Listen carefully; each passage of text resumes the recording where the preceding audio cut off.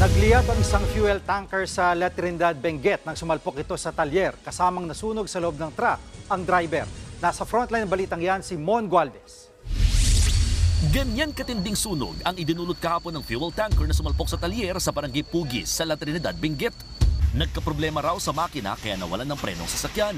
Patay ang driver nito. Nakita mismo ng ilang residente kung gaano kabilis kumalat ang apoy lalo't may kargang krudo ang truck. Base sa investigasyon, galing sa Baguio ang fuel tanker. Magde-deliver ito sa La Trinidad. Inabot ng 4 na oras ang pag-apula sa apoy bago nagdeklarang far out. Dito na nakuha ang bangkay ng driver.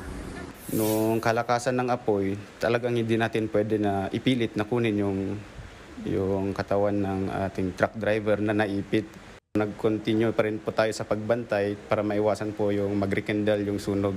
Halos 11 milyong pisong halaga ng pinsala ng sunog. Kabilang dyan ang 9 na bahay na natupok. Higit 40 pamilyang nawalan ng tirahan.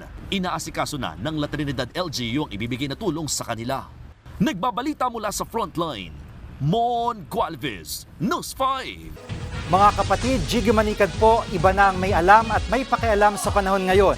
Para sa konkreto, kumpleto at komprehensibong balitaan sa Frontline, mag-follow at mag-subscribe sa social media pages ng News 5.